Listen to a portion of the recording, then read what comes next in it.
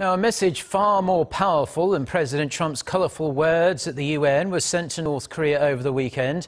As we just heard, US bombers and fighters flew close to North Korea's eastern coast, going further north than they have, in fact, since the turn of the century. The flyovers were given the green light by the government here in Seoul, but China has warned such moves are overly aggressive. Jung-hee with the details. The flyovers by U.S. warplanes off North Korea's east coast over the weekend were an agreed move between South Korea and the United States. Two B-1B Lancer bombers from Andersen Air Force Base in Guam and 6 F-15C air superiority fighter jets from Okinawa's Kadena Air Base flew in international airspace off North Korea's east coast for approximately 3 hours from Saturday night until early Sunday morning.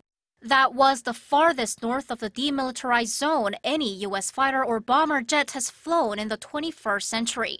As South Korean President Moon Jae-in abruptly opened the National Security Council meeting on Sunday, many had speculated the U.S. hadn't notified South Korea of the flyovers beforehand.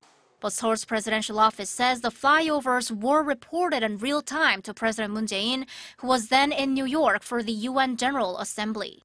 Reacting to the recent demonstration, China's English state media The Global Times reported that China won't allow any provocation to regional security.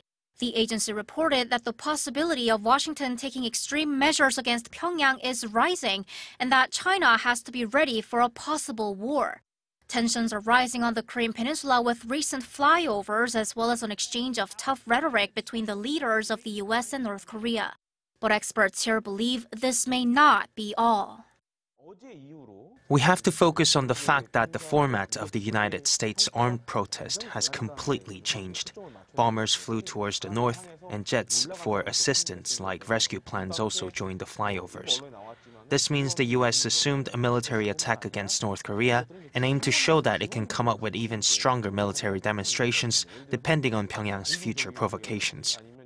Speculation is rising in regards to what the U.S. will show next, especially with the South Korea-U.S. joint exercise coming up next month. The drill will involve the nuclear-powered supercarrier USS Ronald Reagan, Tomahawk missiles, and the Aegis combat system. Jung-hee, Arirang News.